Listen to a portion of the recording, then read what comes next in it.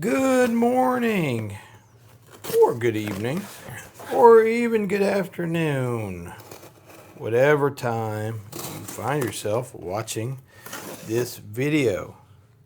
Welcome back to the channel. Life is hard, don't complain. My name's Nick, and today we have something pretty darn cool. This arrived from Blade HQ. But what is it? Oh my goodness. It is a Null Knives Voodoo Doll. Stone washed in black micarta. The inlay Vanax steel, serial number 128. This knife was actually purchased by a friend of mine, Kevin. Kevin has become obsessed with Null Knives, and rightly so, I would argue. The start of that came from my interaction with Null Knives at Blade Show Atlanta. Now, if you're not familiar with Null Knives, I'll link their website in the description. But they won Best Folding Knife of the Year in Blade Show, Texas, and that created a ton of buzz. Here's a bunch of Null stickers. Voodoo. Sean Lum is a great guy. I met him. Here's his card. There you go. Null Knives Voodoo Doll, serial number 128. Designed and developed in New York. Date 6/20/2026. That's all the Null Knives accoutrement. And let's look at the knife. I went to Null Knives as one of the last vendors of my Blade Show Atlanta experience and was surprised. If you haven't already, I have a review of the Null Knives Vandal. Check that review out. And this is the Null Knives Voodoo Doll. Let's carefully put some stuff away. Again, this knife was purchased by Kevin, sent to me, and when I'm finished with the review, I'm going to send it back to him. Weighs in at 3.1 ounces, 87 grams. Very, very compact, lightweight knife.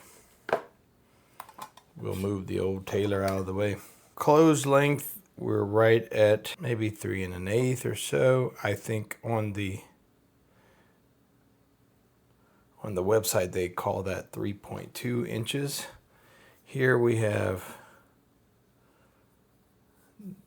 the black DLC coated black micarta, non-reversible pocket clip tip up carry.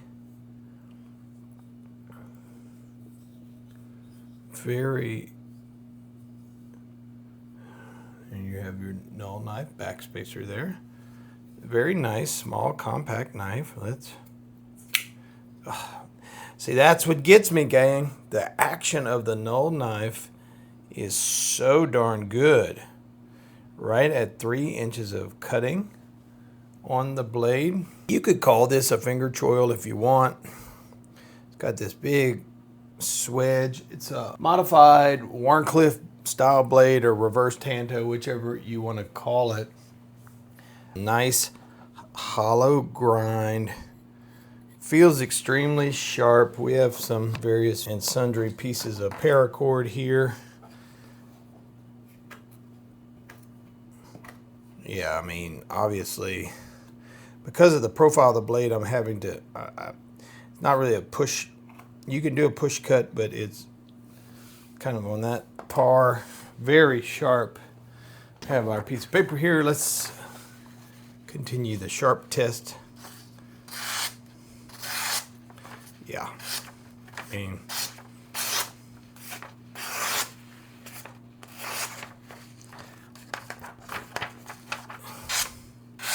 she's very, oh, and just put a gouge in my mat there. So yeah, very, very sharp edge. Total length of this guy is 7 1/4, give or take. Let's close it. So you have this, you call it a subliner lock or subframe lock. Might consider that subframe lock. You hear that thock. The detent on this is ridiculous. To me, especially Wharncliffe style blades. Now, for you guys who are just fans of Wharncliffe's, this is just my opinion. While I concede the fact that this is a stabber, nice jimping on the spine here. This is a fine work utility style blade shape. Feels nice in the hand. Really squeezing. There's a little bit of just right here in this pocket clip. That could be a potential hot spot. Just to be completely clear and fair. Knife feels really nice in the hand. Balance is dead center. For somebody, and I have big hands, my pinky is coming off. But they make the Voodoo. This is the Voodoo Doll. And if you have smaller hands, I think that's not a problem at all. Now, if I'm using this mild choil, they call it a sharpening choil. It doesn't feel like a sharpening choil to me. But this choil area with the jimping for feather sticks, for skinning wire, for very fine work. My hand's not too big for this guy. Now, when I put it in like a saber grip or a hammer grip, it's just enough. Just enough. It still feels a little small for someone with my hands. But if you have a smaller hand, I think you'll not mind it. Let's do a flyby. You can see this. Let's try to get it to focus. There we go. It's a very, very attractive knife. And you could look on the inside.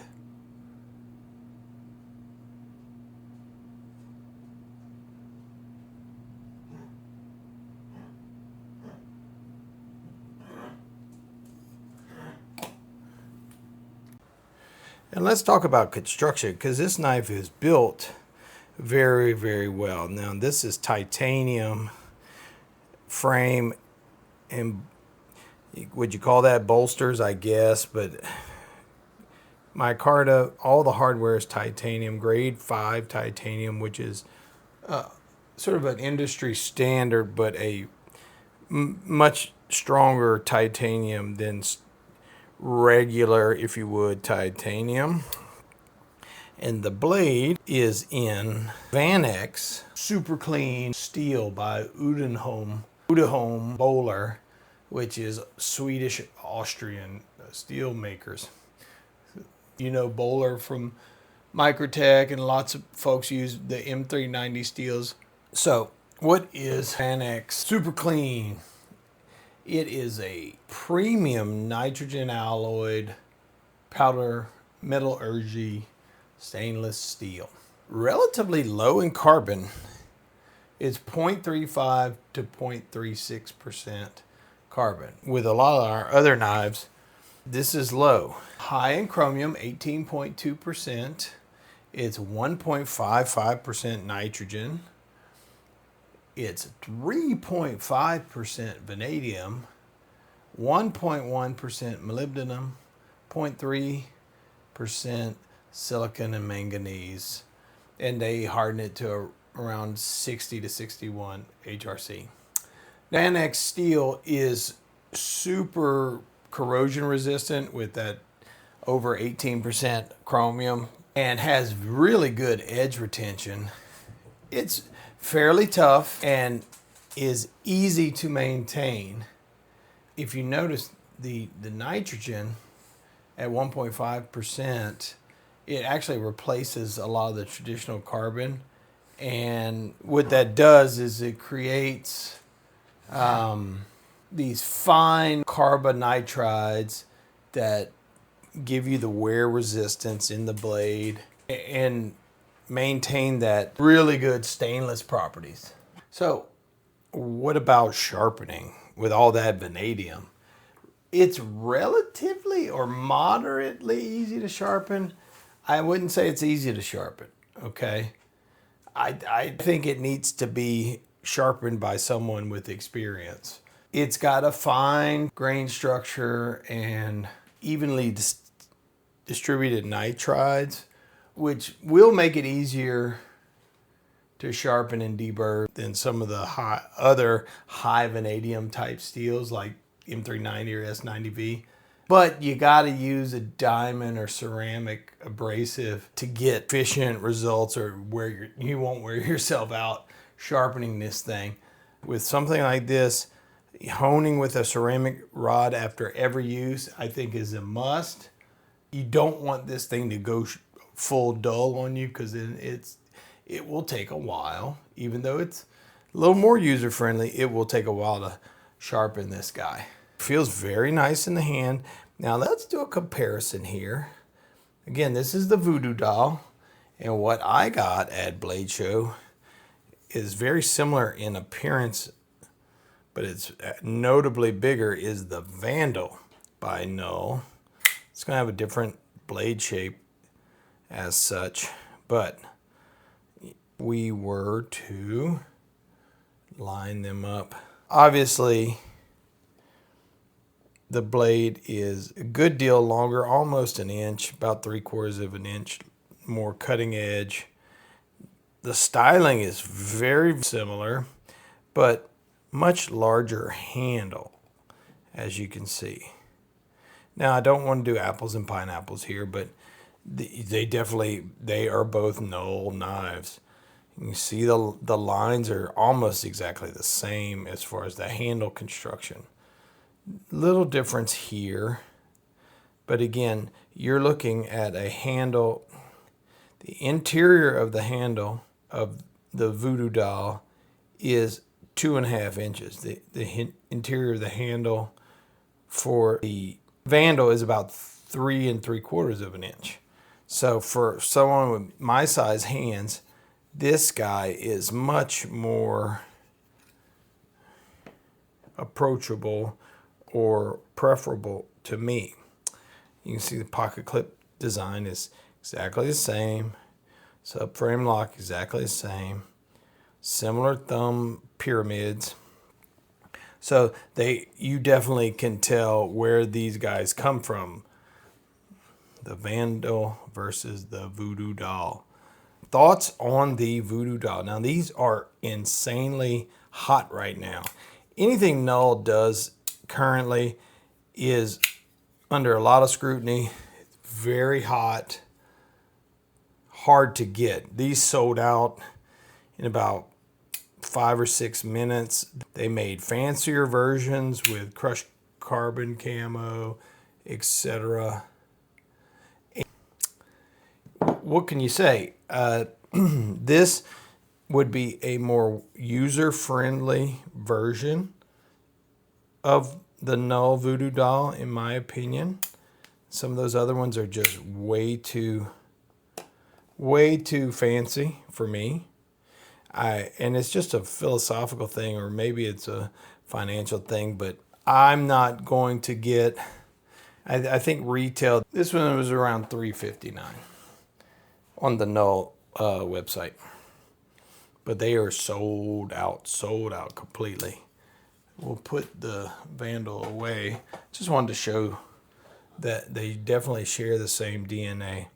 So, even at $359, do you want a $359 everyday driver? I don't know the answer to that.